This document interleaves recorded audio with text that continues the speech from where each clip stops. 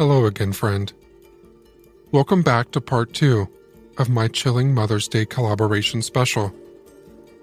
Before we embark on our journey again, I want to take a moment to reflect on the origins of this holiday.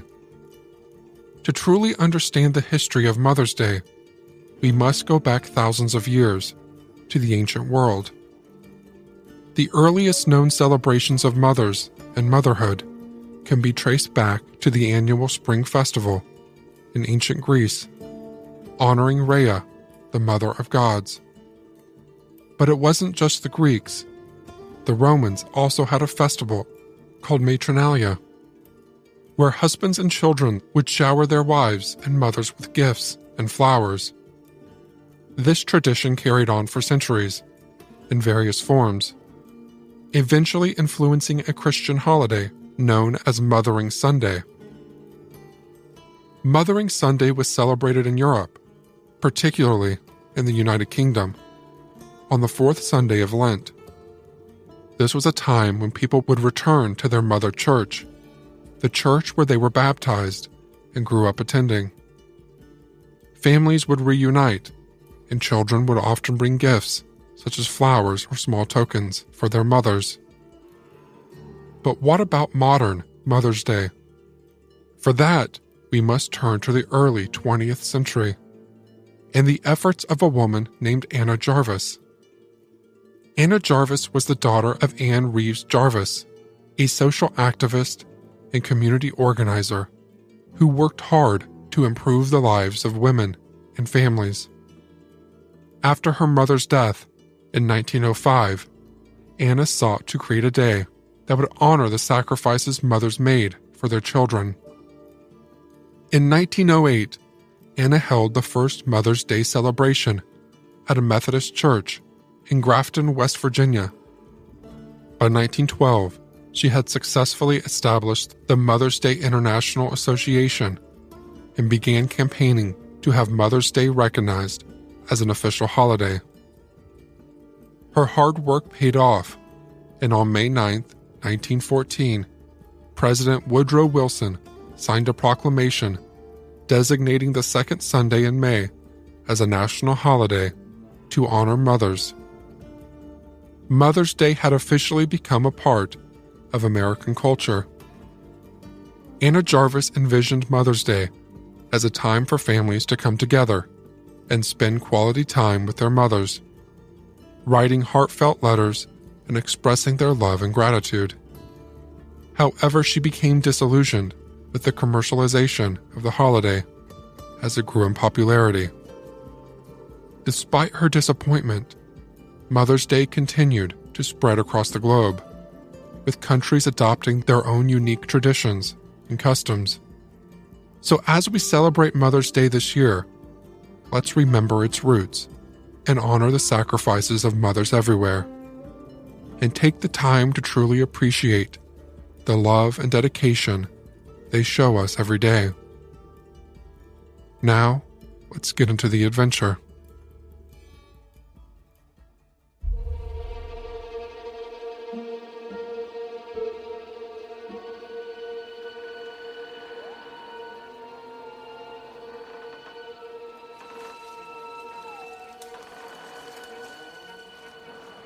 We wake up the next morning in the once grand mansion, now overgrown with ivy and shrouded in darkness.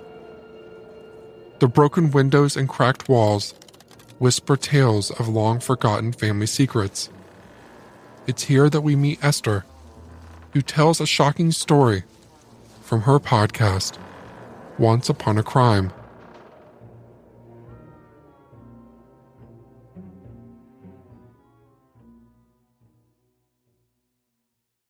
Diane Downs was a 27-year-old mother of 3 in the spring of 1983 when she arrived at a Springfield, Oregon hospital emergency room.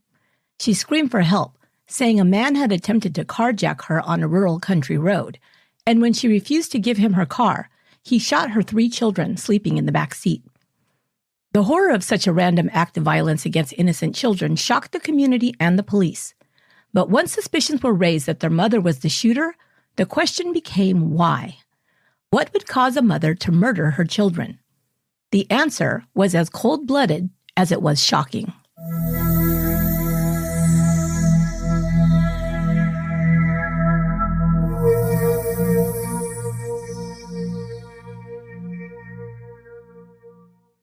Diane Downs was in love with love.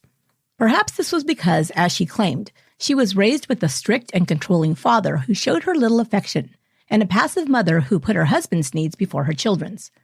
Diane, born in 1955, was the first of 5 children born to Wesley and Willadine Fredrickson. Diane and her siblings were raised in a conservative Baptist home. Her father worked for the U.S. Postal Service, and the family moved often as he was transferred to other positions. By the time she was in high school, they were living in Phoenix, Arizona. Diane said she felt ignored by her mother and criticized by her father. As a result, she grew up with a desperate need for love and affection. Diane didn't make friends easily and described herself as an ugly duckling as a child. She recalled being teased or ignored by her classmates. Even worse was the ridicule and bullying she experienced in grade school. Diane blossomed into a pretty teen with a cute figure that she soon realized made her popular with the boys. For the first time, Diane felt seen. Even better, she felt a sense of power over the teenage boys who sought her attention. She gained a reputation at Moon Valley High as a flirt, but it was Steve Downs who won her heart. He was wild and rebellious, and Diane was instantly attracted to him. By 16, they were an item and began a sexual relationship. When her parents found out, they forbade their daughter to see Steve Downs, but it was only after graduation that the couple parted. Steve joined the Navy, and Diane was accepted at a Bible college in California, so they went their separate ways. Diane began relationships with several boys she met in college, trying to fill the void left by Steve's departure. After 2 semesters, she was kicked out of school for promiscuity and returned to Phoenix. Steve returned to town, and in 1973, when they were both 18, they married against their parents' wishes. Diane wanted to start a family right away. She romanticized what it would be like to have children. She often expressed a desire to have babies because she'd finally have someone who would love her unconditionally. Diane didn't say she wanted someone to love unconditionally. Instead, she believed a child would fulfill all her emotional needs. Soon after their wedding, however, Steve Downs told Diane that he had changed his mind. He didn't want kids right away. Maybe in a few years, he offered. She was furious. She accused him of never loving her. Her feelings of rejection grew when she discovered Steve was cheating on her. Diane became obsessed with the idea of having a baby to fulfill her need for love and affection. She stopped using birth control and soon found herself pregnant. She was thrilled. Her daughter Christy was born on October 7, 1974. Diane said she experienced real love for the first time in her life when her daughter was born. But the reality of having a baby soon set in, and Diane became exhausted and disillusioned about being a mother. She and Stephen frequently argued about the stress of raising a child with limited resources. Still, Diane continued to chase the highs she got from being pregnant and giving birth. While pregnant, the pretty blonde, who still looked like a teenager, received a lot of attention. Strangers congratulated her. Her family asked about her health and gave advice. She lapped it all up and craved more. Diane became pregnant again, and her daughter Cheryl Lynn was born in 1976. Cheryl was colicky and cried constantly. Diane grew impatient and frustrated that she wasn't feeling the unconditional love she so desperately craved. Her relationship with her husband became strained to the breaking point, and she decided to leave him. So the timing was terrible when she discovered she was pregnant for the 3rd time. Unwilling to stay in the relationship, Diane felt her only option was to terminate the pregnancy. Afterwards, she left her marriage, taking 2-year-old Christy and 9-month-old Cheryl with her. Finding it hard to parent and provide for her children alone, she and Steve would reconcile and break up several times over the next 2 years. Inexplicably, Diane decided she wanted another child. Steve had since had a vasectomy, and she asked him to have it reversed, but he refused. Now working outside of the home, Diane began sleeping with several of her coworkers. She purposely set out to get pregnant by one of her lovers. Steve found out and got into a physical altercation with the man, but it was too late. Diane was pregnant. Stephen Daniel Downs was born on December 29, 1979. Although he wasn't his biological father, Steve raised the boy they called Danny as his own. Diane was an inconsistent mother to her children. While stressed and unhappy, she was impatient, angry, and sometimes neglectful. When happy, she doted on her children and took them on special outings. She played with them as if she were a child herself and called them her best friends. The kids became confused and sometimes fearful of Diane. Which mother would they experience today? The nice one who loved them or the angry one who yelled and punished them? Diane began working as a mail carrier at the Chandler post office and started sleeping with a series of her coworkers. Witnesses say that with Steve often gone or while he and Diane were on the outs, Diane would be out with one boyfriend or another and put her social life in front of her children. She kicked her husband out again and moved her current boyfriend in with her. He was also a single parent, and he brought his 2 daughters, a few years older than Diane's children, with him. This arrangement didn't last long. Steve was constantly dropping by, which was awkward for everyone. And Diane's boyfriend didn't like how she treated her children. Her kids seemed like a pain in the ass to her, he said. She felt that kids were inferior. They weren't even allowed in the living room. She called her kids vulgar and demeaning names, he added. When Diane began lashing out at his daughters as well, he left. Diane sometimes left the children alone altogether. During these times, Steve would step in and care for the children until Diane returned. She was always a person who needed an enormous amount of attention, a bottomless pit of need. This need resulted in her applying to become a surrogate mother. She was paid to conceive and carry a child for a couple who was experiencing fertility issues. She gave birth to a baby girl in 1982. Diane received $10,000 and was even interviewed for a Washington Post story about surrogate parenting. The attention and accolades she received meant more to Diane than the money, but she put it to good use, purchasing a mobile home in Chandler and new furniture. She talked incessantly to her coworkers about her experience as a surrogate mother. These people needed me. It made me somebody, Diane said. When she returned to work at the post office after the baby's birth, she set her sights on one man in particular. Robert Knickerbocker, or Nick, as Diane called him, was a married man with whom she began an affair in the summer of 1982. He tried to keep things discreet, but Diane immediately fell for him, and everyone knew she was not only sleeping with Nick, but obsessed with him. He told her he didn't want kids around while they were together, saying it was wrong. She accommodated this request, pawning the children off to their father, neighbors, or other relatives while she was engaged in her secret rendezvous with Nick. She began urging Nick to leave his wife and marry her, but he made it clear he had no intention of doing so. She ignored this, believing he'd come around when he realized that it was her he loved. She used sex to keep him coming back, and even while he protested that he would never commit to her, he continued the affair. Diane's mobile home burned down just 6 months after she purchased it, and arson was suspected. However, she received an insurance settlement for a few $1,000s and used a portion of it to lease an apartment. She listed both herself and Nick on the lease. Nick had finally had enough. His wife had caught wind of the affair and gave him an ultimatum. It was either her or Diane. Nick told Diane he couldn't see her anymore and broke things off. He said he still loved his wife and was working to repair his marriage. He also reminded her that he'd made it clear he didn't want children. He'd had a vasectomy early in his marriage to prevent this from happening. That's how sure he was about this decision. Diane was the mother of 3, and Nick said this alone put him off ever marrying her or offering her a commitment. Diane went ballistic, calling and harassing Nick and his wife nonstop after he stopped seeing her. She even pounded on Nick's door, insisting he talk to her. The couple finally left the state for a long vacation to escape her. Still thinking she could win him back, Diane packed up her kids and moved to be near her parents, who were now living in Oregon. It was Diane's plan that once she was settled, she'd contact Nick, whom she was sure would come to his senses once her threat to leave became real. He could then join her in Oregon to escape his wife. Diane believed if she could get him alone, he could be talked into marrying her.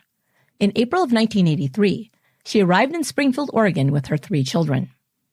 Just a few weeks later, Diane Downs would arrive at the emergency department of a Springfield hospital and announce that her children had been shot and were dying in the back seat of her car.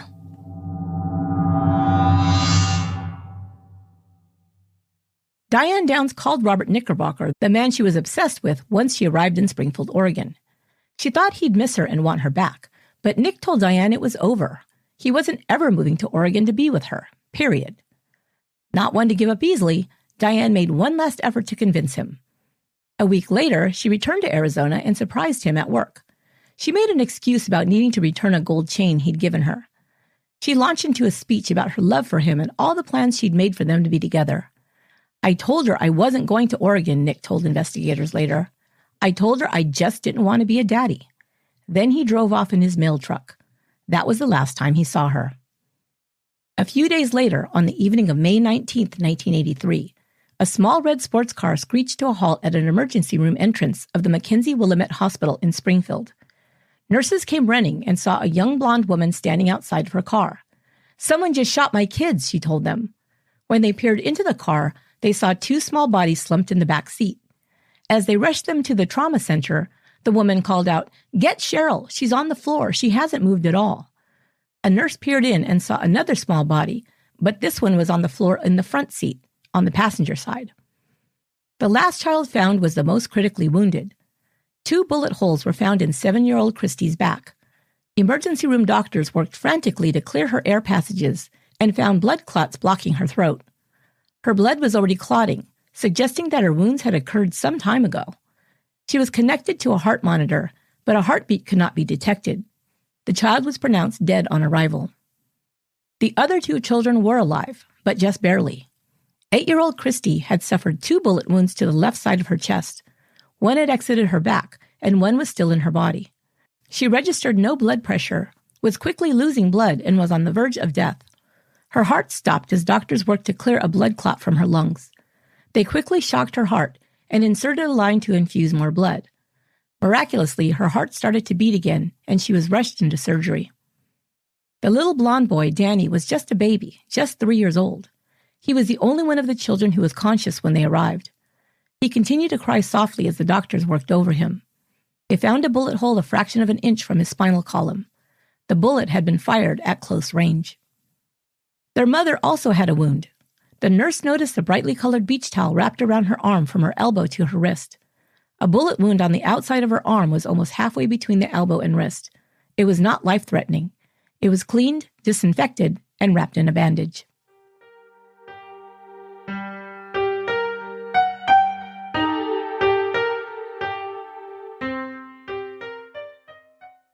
Diane Downs, age 27, was questioned by police about the shooting.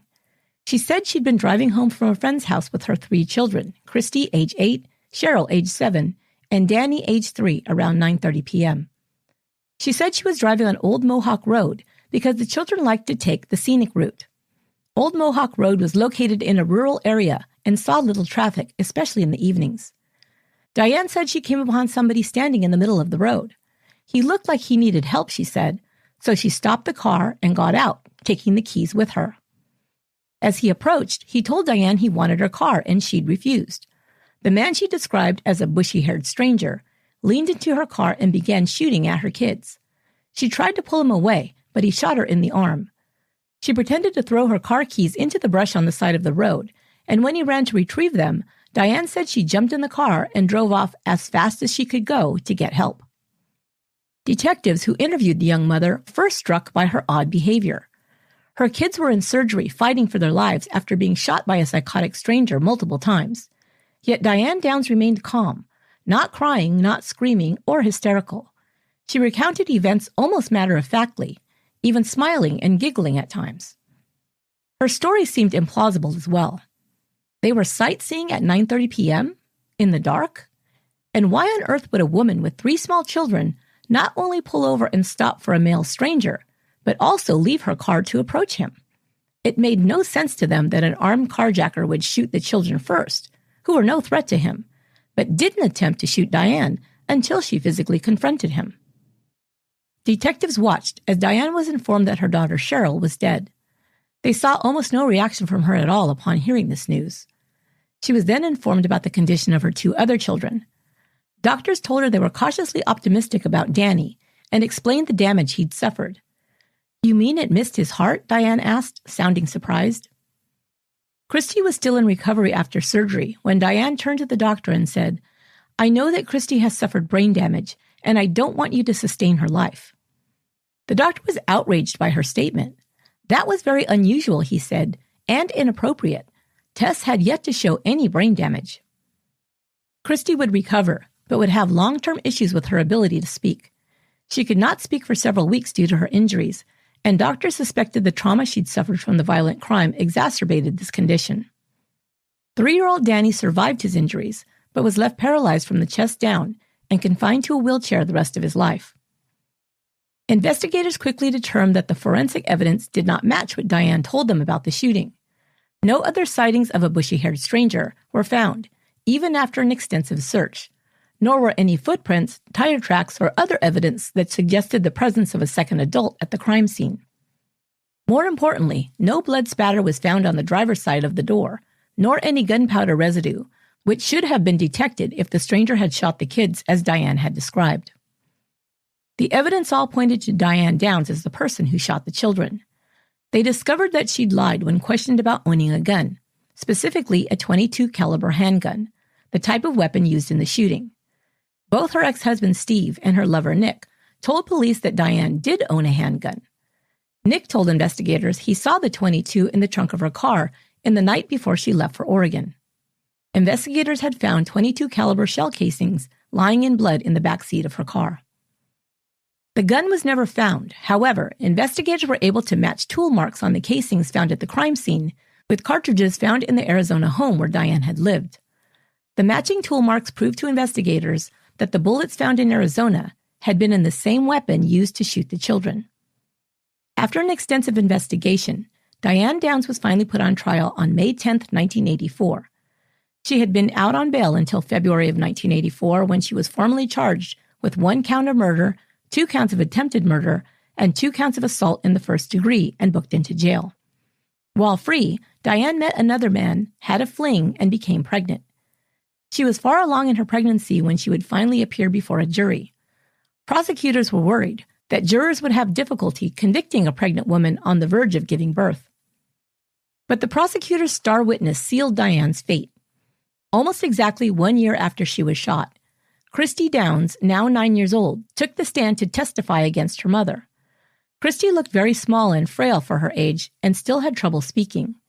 She cried upon seeing her mother for the first time in 7 months.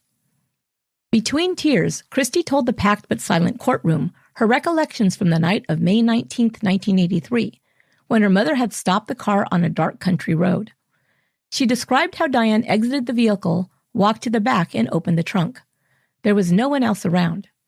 She watched as her mother returned, pointed a gun at Cheryl, who was in the passenger seat, and shot her. She then described as her mother had reached over the back seat and continued firing, hitting Danny. Next, the prosecutor, Dan Hughey, asked Christy to describe what happened to her. He gently asked her, "Who shot you?" Sobbing, Christy answered, "My mom."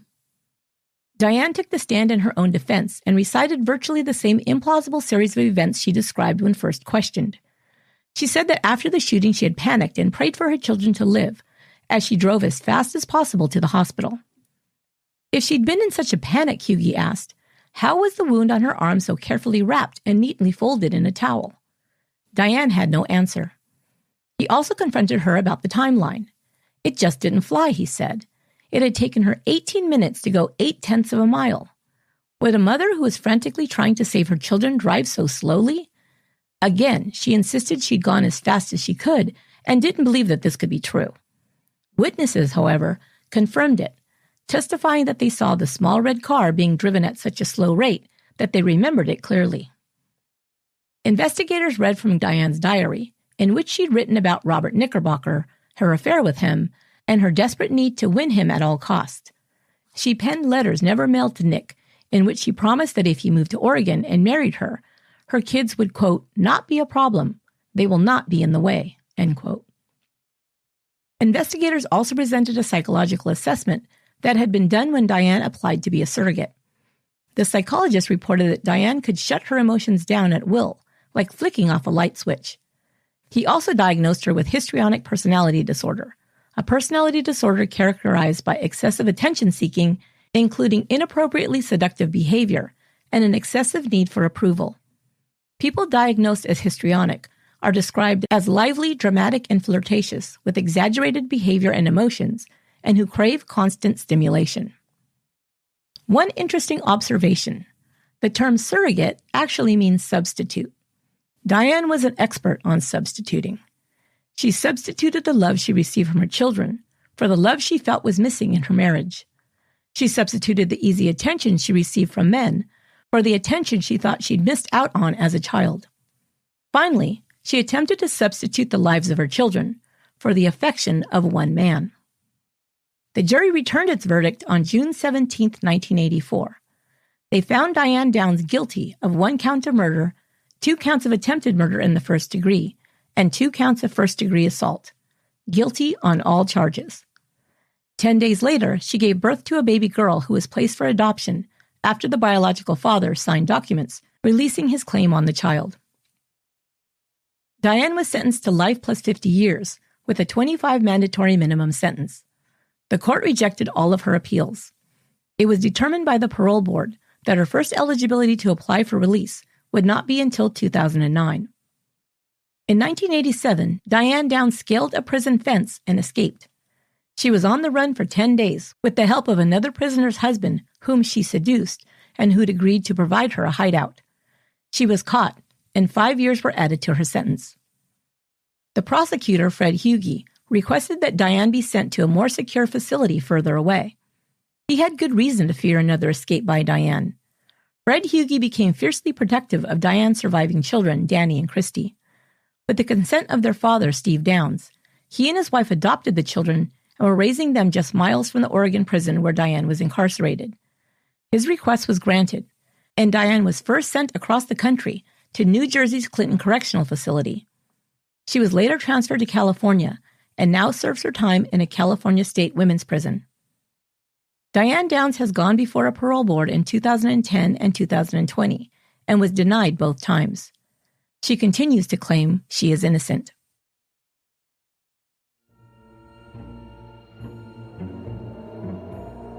We exit the decaying mansion and make our way through a labyrinth of twisted hedges, where deceit and treachery lurk around every corner.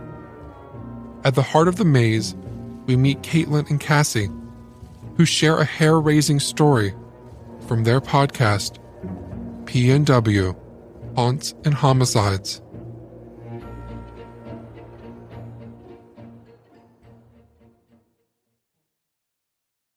Usually, neither one of us can handle the other one's topic. It's true. Like today, that's why I won't be talking that much. You're going to hear a lot from Caitlin. Yeah. Just know the look on my face won't be pleasant. That's fine. Many of us, if we choose to or are able to celebrate Mother's Day, we do that by sending our mom a card or maybe some flowers, if we're not close enough to actually visit. Since my mom lives in the area, we love to do brunch. It's a nice, relaxing way to do something everyone can enjoy for the occasion. Ooh, I think of mimosas. Mimosas. Crepes. But because this isn't a podcast about brunch, in May of 2015, not everyone would be able to celebrate the way they might wish, particularly in the somewhat rural Oregon areas of Colton and Estacada.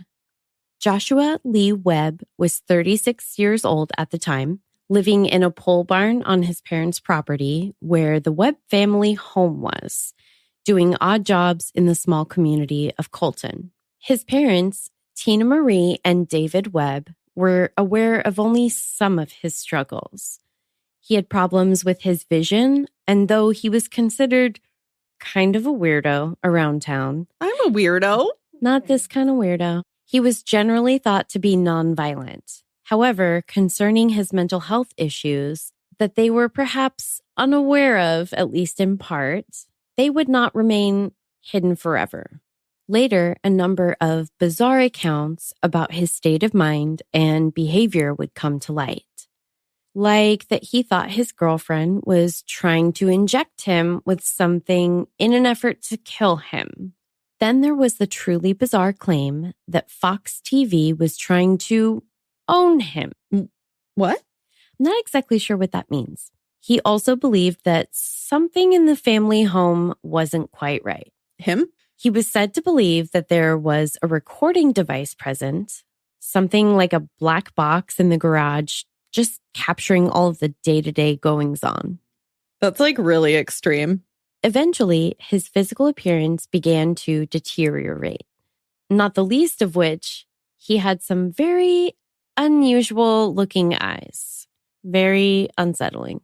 He was known to rub his head in a frustrated manner and complained that it felt like a squid was sucking on his head. Okay, I get that. Yeah, which of course sounds deeply unpleasant. His mother expressed concern to other family members about his mental health, and Joshua himself seemed to be aware that what he was experiencing was not normal, and at times he even expressed concern that he might harm himself or others. He had that much self-awareness? I feel like he was just feeling like he's very much out of control in his own body and mind. He voluntarily turned over firearms and destroyed knives that he had previously possessed. He went so far as asking his girlfriend to move back to the East Coast in order to keep her away from him. On May 13th, according to his father, they had a conversation before Joshua went to bed, and his father could tell that he was taking the breakup really hard. He didn't know any particular red flags or warning signs, though. Breakups are hard, so he really didn't give that conversation another thought. Yeah, that sounds pretty legit. Joshua took it a step further when he also falsely reported himself as a murderer to 2 different police agencies in an effort to be taken into custody. If that isn't the biggest cry for help. On Mother's Day, fears that perhaps they couldn't admit even to themselves would burst forth into reality when Joshua's sister arrived at the Webb family home along with her children to celebrate with the family. She was immediately alerted to the fact that something was very wrong when she sadly found Joshua's dog stabbed to death in the kitchen. No, what? I know. I'm really praying that her kids didn't see that. I hope not. That's so sad. But it's not until she steps further inside the family home that the full depth of the horror she has stumbled upon is realized.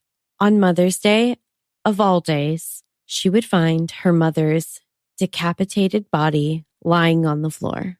Oh, I just got freezing cold. When she dials 911, at this point, there's already another call coming into dispatch from a local grocery store.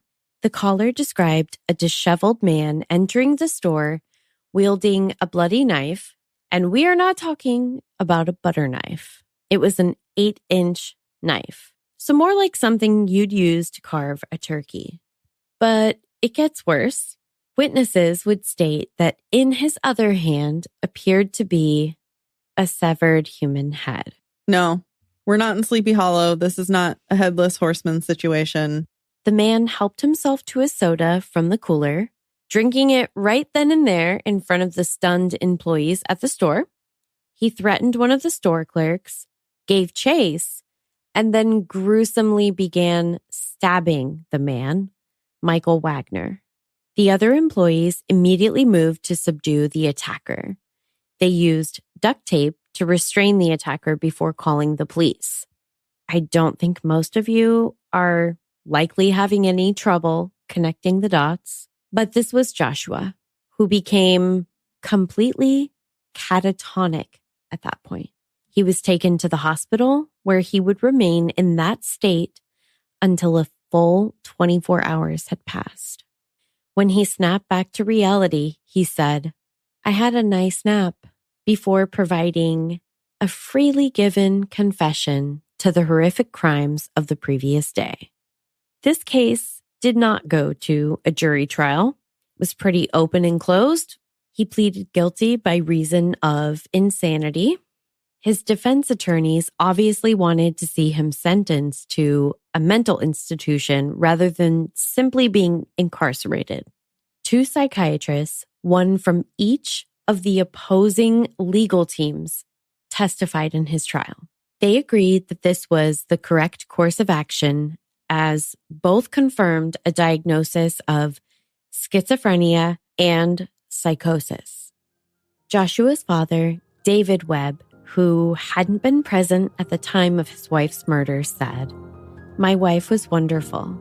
I've been married to her for almost 41 years. Joshua was our son. I never saw a problem. Evidently, there was one. I start crying every time I think about it. Oh, that poor man.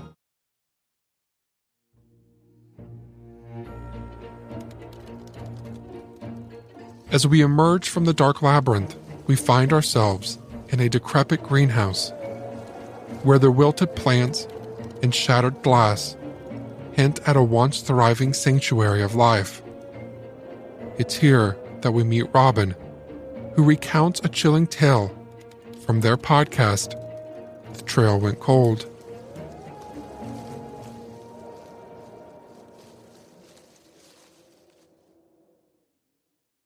So there are a lot of diabolical mothers out there who have murdered or attempted to murder their own children, but I doubt you'll find too many crazier examples of this than Audrey Marie Hilley.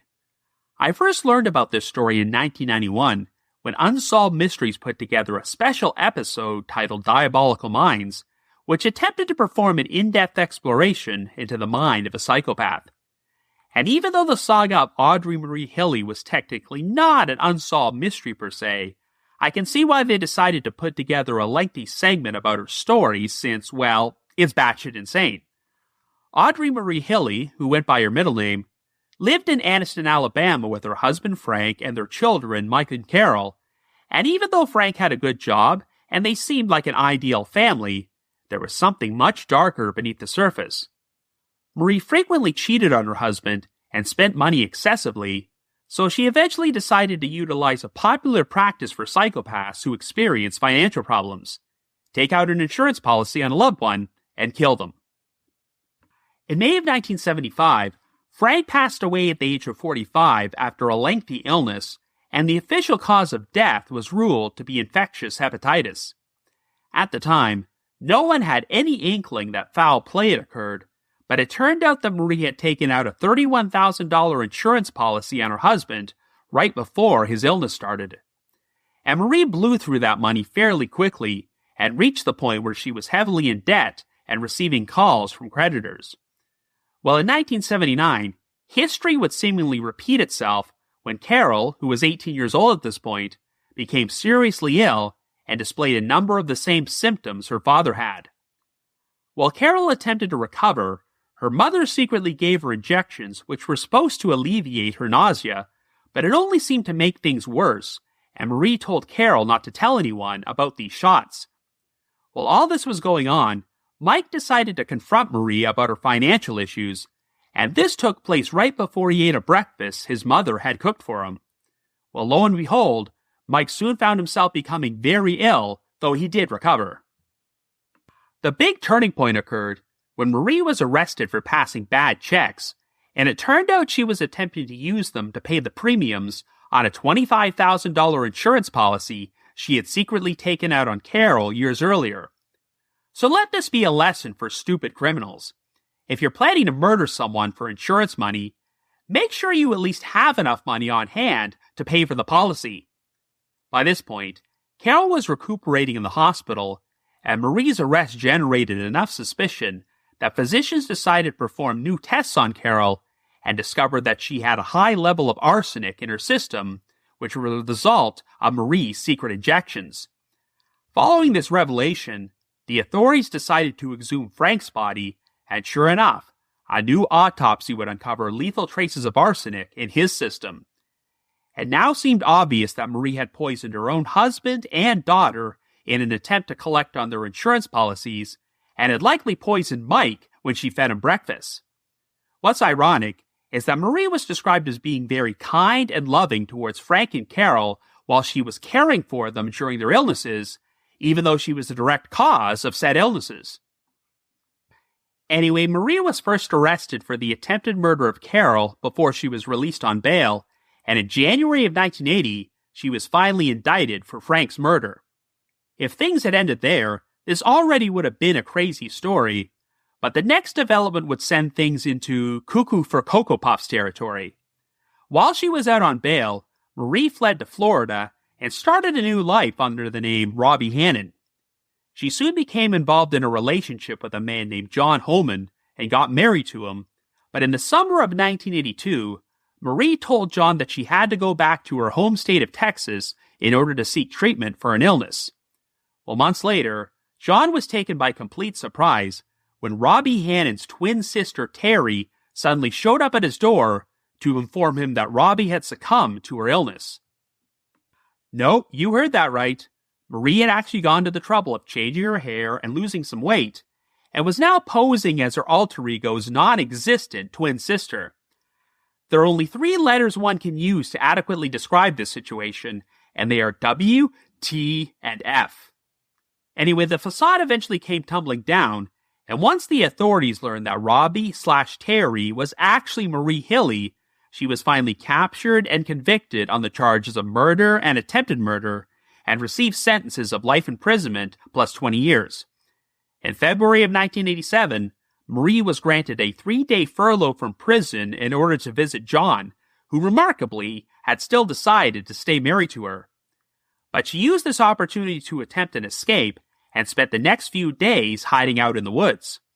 Unfortunately for her, the terrible weather and freezing temperatures caused her to succumb to hypothermia at the age of 53. So I guess it's only appropriate that the saga of Marie Hilly ended in a very unconventional fashion. So, happy Mother's Day, everyone.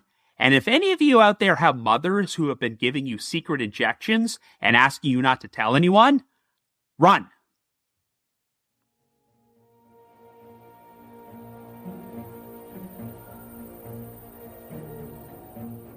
We leave the haunted greenhouse and enter a long-forgotten cemetery where the graves of mothers and children lie side by side, their stories etched into the crumbling headstones. Amidst the tombstones, we encounter Allison and Maggie from their podcast, Coffee in Cases.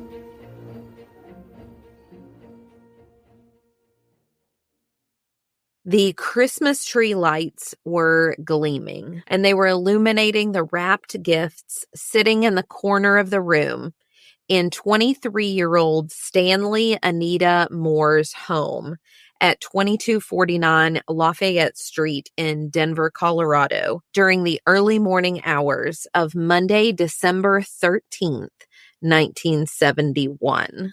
I'm also going to picture Rudolph the Red-Nosed Reindeer playing in the background. Yeah, all the Christmas movies coming on television. It's a Wonderful Life may be playing. Yes. Now, that is probably, you're thinking, an odd name for a girl. Yes, she was personable and outgoing, but Stanley Anita was known as Stanita by her friends and family. So they just kind of merged the two names. Yes, she had gotten the unique name because of her dad, Stanley Moore. So he and Stanita's mother had already had 3 children, all girls. And now, in his wife's 4th pregnancy, he was desperate for a little boy. So when their 4th child was another girl, he decided to pass along his name to her anyway, calling her Stanley, after himself, Anita. I kind of like it, though. Mm-hmm. And her parents did go on to have boys, so he was a little premature in passing along the name. But yeah, it's very unique. And Stanita was fierce in a way that all of the best people are. Her younger brother, Stephen, recalled that Stanita was always his protector, and that if Stanita was near, no bully ever bothered him. I love that. Yeah, she would stand up to wrong no matter what form it came in. As an adult, Stanita was a hard worker in her role as a nurse aide at Presbyterian Hospital, but her greatest joy came in being a mother. Because again, she's a protector. Yeah, I was getting ready to say she's going to be a mama bear. Mm-hmm. She was an independent single mom to a little girl named Shandale. The night of Sunday, December 12th, 1971, into the early morning hours of Monday, December 13th, Stanita and her then 18-month-old daughter were at home, with Shandale already fast asleep, obviously, in her crib in another room. which I guess I shouldn't say obviously because she's 18 months old. So she could be waking up in the middle of the night, but she was asleep this night in the other room. And while we don't have many details concerning what happened that night, here is what we do know. And I will warn you, it is very little. And I'll explain to you why in just a moment. Someone entered Stanita's home that evening, though we don't know if that entrance into the home were forcible or if Stanita had let the person in. And while my research yielded no details as to the murder weapon, we do know that Stanita was strangled to death. Oh. I don't know if the choice to strangle with one's own hands versus using an instrument indicates anything about the perpetrator's psyche, but it would, at least to me, seem to indicate more premeditation if it were done with an instrument, like a shoelace in the or moment a rope. by the hands. Right. But again, with what little reports there are, none of them specify. But either way, the one silver lining is that Stanita's daughter, Shandale, was not harmed and had slept through the incident safely in her crib. That is a silver lining for sure. We do know that Stanita's family received a call in those early morning hours of December 13th, telling them that something horrific had happened and that they needed to rush to Stanita's home right away. But again, we don't know who called them to tell them that they needed to come over, who called the police. None of those details have been shared, but they couldn't believe what had happened. In the aftermath, Shandale was adopted by one of Stanita's sisters, and despite all of the horrors that had already happened in her young life, the family made it their mission to counteract those horrors with a continual outpouring of love over the years to Shandale. Now, as I just mentioned, there is a lot of information that is missing. Mm-hmm. Key questions still unanswered. Important details non-existent. This is partly due to the fact that the police files for the case no longer exist in their entirety. Well, how did that happen? So the family just recently discovered that, so much of the documentation has been missing, and they recently discovered that it has been missing for at least a decade. Wow. I don't understand. We've talked about that on our show before, being discarded or things disappearing. I don't understand how that happens. So here's how they explained it. In the 9 News Want to Know series, Doug Shepman, a spokesperson for the Denver police, stated that all that remains from the file is an autopsy report, a few handwritten notes from the crime lab, and a short entry of the crime in the police ledger. That's all that still exists. But that should be enough to at least let us know, I would imagine, some indication of how the strangulation for sure was enacted. The rest of the police files' whereabouts, though, well, your guess is about as good as theirs.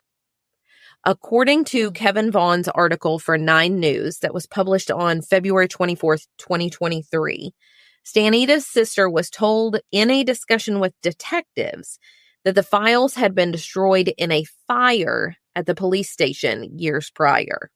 However, spokesperson Shepman wrote an email to that same reporter, Vaughn, noting that, they may just as likely have been destroyed by water damage. They could still be available, but just accidentally misfiled somewhere else in the archives. Or even that a detective had checked out the files to work on the case years ago and just never returned them. Okay, but I think at least that one you would have record of, the detectives checking out files. I would hope. As we know, a lot of cold cases have breaks because the stories remain in the public consciousness. Unfortunately, that didn't happen in Stanita's case, which received only a couple of articles at the time, including one that ran on April 9th, 1972, called "Who Killed Mother of Sleeping Baby?" And then nothing. Even now, there is little information to help keep the story alive, only a handful of articles. And with that, I've pretty much given you all of the information that has been shared. Wow. That is why you, as the listener, are even more important. Just because we don't have a lot of information to share doesn't mean that these stories don't need to be shared. Despite the bleak outlook, there can still be hope, even though it has now been more than 50 years since the crime occurred. In Kevin Vaughn's article in 9 News, Shandale said of her mother, quote, "I don't get to know her, but I wish I could have," end quote. That kind of loss is heartbreaking. Mm-hmm. However, while Shandale doesn't have memories of her mother's kindness and love, she can feel the outpouring of it from others who are willing to share her mother's story and to push for answers. And answers are still possible.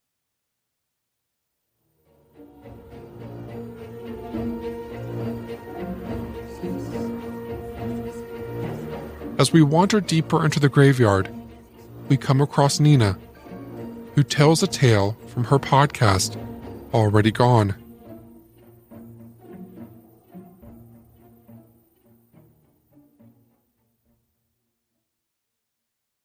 There are a lot of terrible ways to die.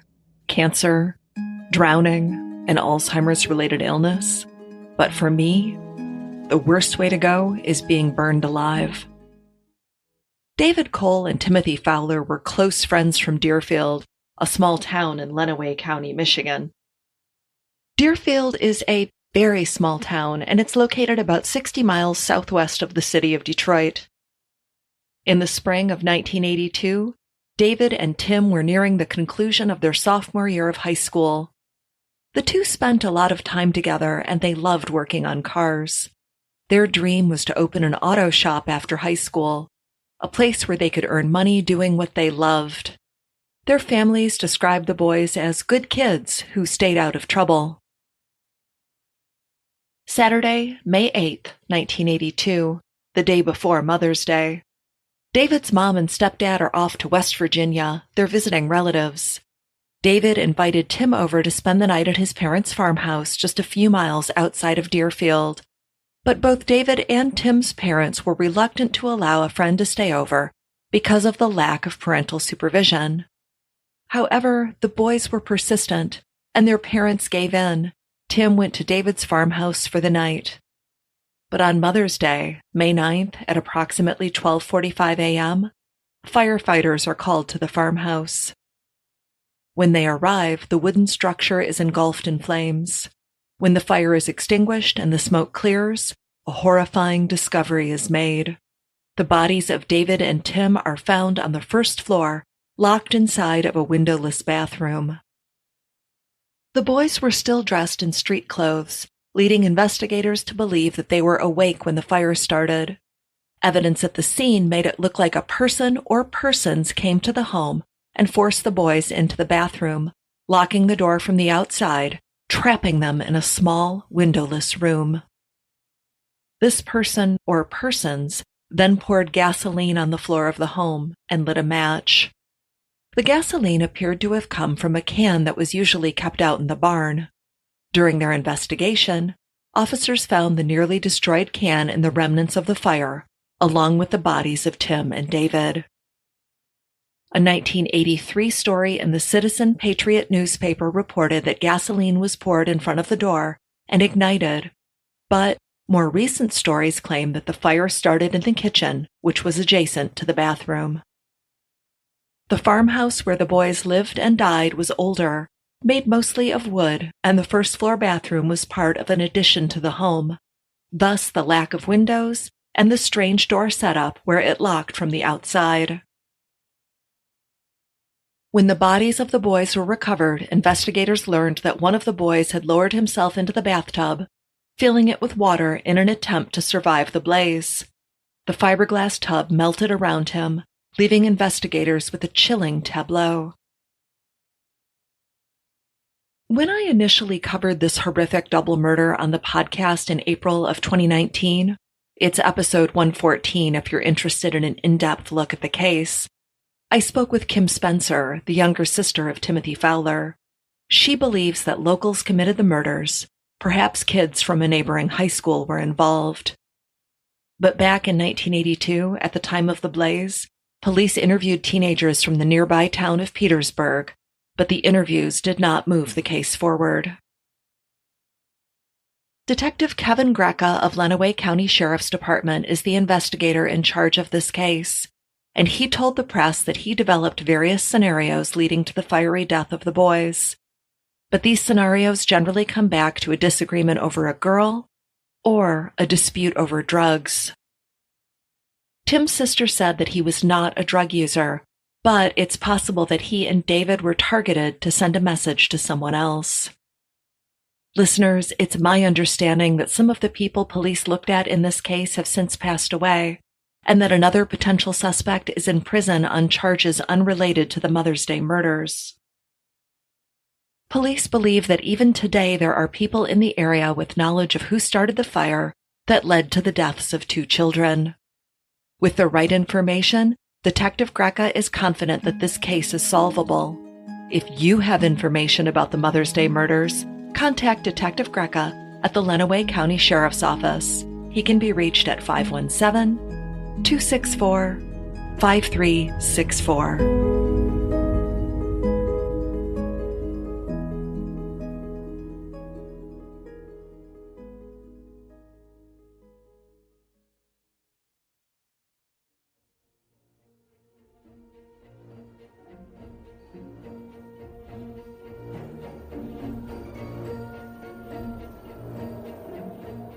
As we continue to explore the long-forgotten cemetery, we notice a secluded corner shrouded in creeping ivy and overgrown plants. Here, we encounter Alicia and Sierra, who share a chilling tale from their podcast, Twisted and Uncorked. Hello, everybody. I am Alicia.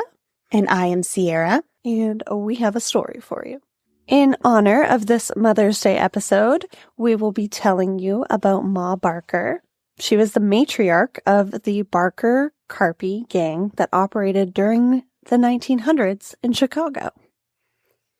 After her husband of 35 years leaves the family, Kate, Ma Barker, was left to her own devices and encouraged her son's criminal lifestyle. She became the alleged mastermind behind all of the activity that the gang got up to. Like all good stories, though, we have to go back to the beginning.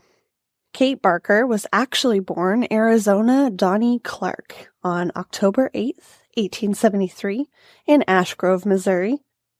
Her parents, John and Emmeline Clark, affectionately called her Ari. Love the name Arizona and Ari and Emmeline. Just putting it up there. Same. I was going to say the same. In 1892, she married George Barker, and they went on to have 4 sons together. Herman in 1893, Lloyd in 1897, Arthur in 1899, and Fred in 1901. George would take any job that he could to support his large family, even if all of them weren't the best paying, in order to put food on the table. His jobs would range from a service engineer to a clerk. Kate stayed at home and cared for the boys and the home, and in 1910, one of George's jobs brought the family to Oklahoma.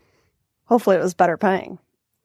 Most people would focus on settling their roots, continuing to live the all-American dream, but this was right around the time that the Barker children started committing crimes in order to make money for the family. They were repeatedly involved in various gang activity, and the seriousness of their crimes would only escalate as they got older. In 1927, Herman died during a robbery shootout. He shot an officer point blank in the mouth and then turned the gun to himself. knowing full well that guns would soon be on him. That or he just didn't want to go to jail. The motive behind this action is unclear. Goodness. But after the death of Herman, Mr. Barker was crushed, and he couldn't stand that his family was living this way, with his wife Kate knowing all about it. He left the family to avoid connection with the criminal lifestyle of his wife and children. From 1928 to 1931, the Barker boys were in prison, and with no one to do her bidding for her, Ma Barker lived a life of poverty, often turning to sex work for income. In 1931, when Fred Barker was released from prison, he founded the Barker Carpi gang with former prison inmate and friend Alvin Carpi. On December 9th, 1931, Fred and Alvin killed Sheriff Roy Kelly in Missouri during a robbery which forced Ma and the rest of the gang to flee Oklahoma. A manhunt ensued for Fred and Alvin, with Ma listed as an accomplice. When Arthur was released from prison in 1932, he quickly joined the gang. So no prison reform at all here from anyone, it seems. Right, just from crime to jail to crime. The group would be on the run, committing crimes throughout St. Paul, Minnesota, and Chicago, Illinois, over the next few years, looking over their shoulder constantly for police out for them. Tabloids began portraying Ma Barker as a ruthless killer that would plot their crimes out and protect the gang at all costs. From this point up until 1935, the gang was highly sought after by the FBI as well, for obvious reasons. On January 16, 1935, FBI swarmed Ma's house. A tip-off to police indicated that family was living in Ocklawaha, Florida. This resulted in a 4-hour shootout between the Barkers and police because they refused to surrender. Jesus. Alvin Carpi and 2 of the Barker boys had left the house 3 days prior for a job, leaving Ma and the youngest of the boys, Fred, alone in the house at the time of the shootout. Once the smoke cleared, both Ma and Fred were dead. Arthur Barker and Alvin Carpi continued the gang despite all of the losses they had experienced thus far, and in November of 1935, the boys robbed a mail train in Ohio. In January 1936, postal inspectors found Alvin Carpi hiding out in New Orleans, and he surrendered without a single shot being fired. Clearly, he thought better of his next moves after what happened to Ma and Fred. After this, the Barker-Carpi gang was finally dismantled.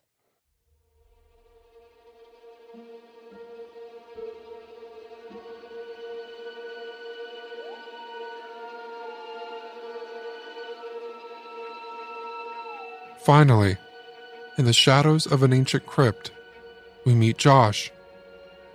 Josh is my brother, and together we are going to share a terrifying tale of a mother's dark deeds from a podcast we do together, Mystery Inc.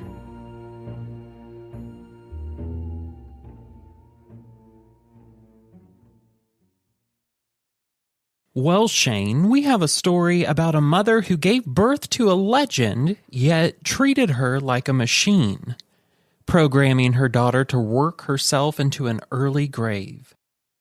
We have all seen Dorothy skipping along the yellow brick road to find her way back home in The Wizard of Oz. Joined by friends, she wants nothing more than to go back home to her loving family. If you know about the fabulously tragic life of Frances Gumm, or her stage name, Judy Garland, I bet she would have opted to stay over the rainbow. Legends never die, but they often grow from unnourished soil. Judy Garland was, is, and will always be mother. But let's learn about the horrible woman who gave birth to her. An ex-vaudeville actress turned bitter wife and mother who basically sold her daughter to a studio. Her name was Ethel Marion Milne. Without her, we would never have met our beloved Dorothy. But maybe Frances would have lived a longer, happier life without the trauma from her mother remaining with her until her early demise. Frances was born the youngest of 3 daughters, to Frances Gumm and Ethel Milne. When the couple found out they were pregnant for the 3rd time, they panicked due to the financial cost and sought to abort the fetus. After being unable to find someone to do the procedure, the couple, desperate, took matters into their own hands and did everything they could to cause a miscarriage. They already had 2 girls, and their relationship was rocky, and they often separated. Their efforts went in vain, though, as Frances Gumm was born on June 10, 1922, in Grand Rapids, Minnesota. She quickly became the family favorite, as even at a young age, she had a star presence about her. Ethel had all of her daughters performing as soon as they could walk. Judy first began appearing on stage at the age of only 2. This was before child labor laws, but they still wouldn't have applied to the poor girls. Family businesses, entertainment, and paper delivery are, let's say, more than lax about the exploitation of child labor, still to this day. In 1926, the family moved to Lancaster, California for 2 reasons. One was they were hopeful that they could launch the motion picture career of the sisters, who eventually began using the stage name, the Garland Sisters, as their surname, Gumm, just wasn't glamorous enough. The second reason was to escape the increasing rumors that Judy's father was gay. Well, that explains her panache. By the time Judy was 10, her mother began to increase her workload. It was clear to Ethel that all of her hopes lay with her youngest daughter. Ethel began putting all 3 girls on amphetamines to make them wake up and work. Then she would give them sleeping pills to make them shut off for just a few lucky hours of rest. Judy said that her mother used to threaten to hurt her if she didn't perform, even when she was sick. Ethel would force her to go out on stage. Judy also stated that she only felt loved when she was singing.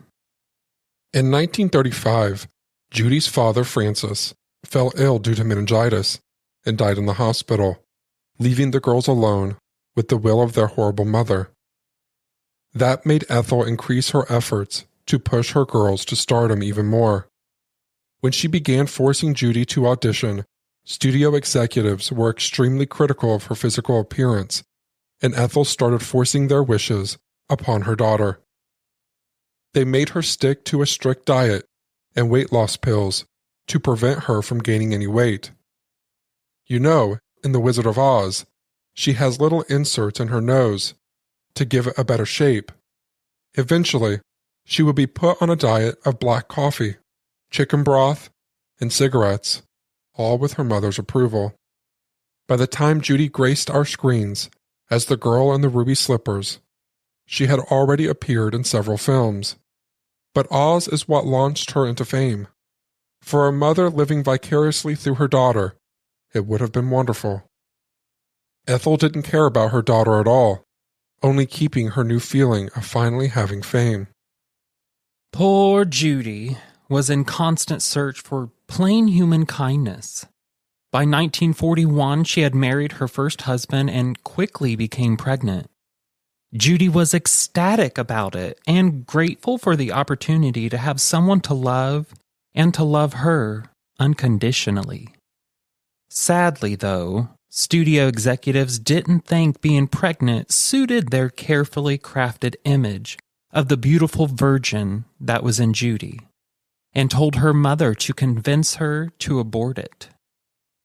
Judy refused, but her mother still held so much power over her that she went to her home, made her get in the car, and drove her to have the procedure. She was now in her 20s and a married woman, but the constant neglect from her own mother held so much power over her that she gave up the one thing she wanted most in the world: love. Throughout her life, Judy was married 5 times and had 3 children whom she loved and adored. Liza Minnelli still speaks so lovingly of her wonderful and loving mother. Judy's stardom glowed and dimmed several times throughout her short life. Before she died, she had begun a stage revival and received standing ovations each night. It appeared that she was back and better than ever. All of that attention must have brought up some of her old demons, because she began to substance abuse again. The old habit her mother had given her as a child was something she just couldn't beat.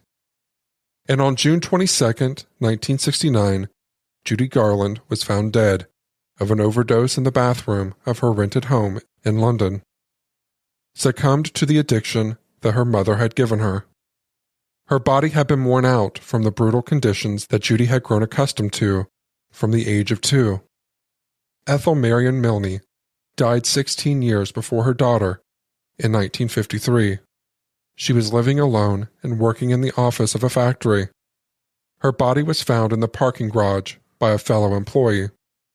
She had suffered from a heart attack on her way into the office and was found on her knees, leaning against a car.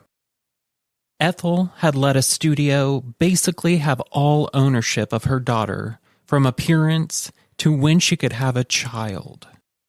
Given her the addiction that ultimately ended her life, forced her to abort a wanted fetus, abused her into performing, mentally and emotionally scarring her forever. And that's just all the stuff we know about. The story of Judy Garland is most definitely a sad one. I had known that the studio had owned her pretty much, but it never occurred to me to think about how her own mother treated her until now. As I watched The Wizard of Oz as a kid, Dorothy seemed like an adult to me and so happy. It goes to show you the phenomenal acting ability Judy possessed, making the whole world fall in love with her, all while being abused and unloved by her own mother. There's no business like show business.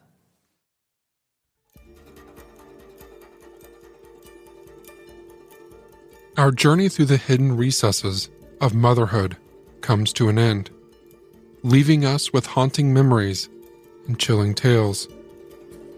As we part ways, remember to cherish the love and sacrifices of the mothers in your life. But never forget that beneath the surface, darkness can lurk. Thank you for joining us on this spine-tingling adventure. And a special thanks to all of our talented podcaster friends for sharing their eerie stories. Remember, all the podcasts you heard are listed in the show notes in order of appearance. Go take a listen. Stay vigilant, dear listener, and we'll meet again in the shadows of our next macabre journey.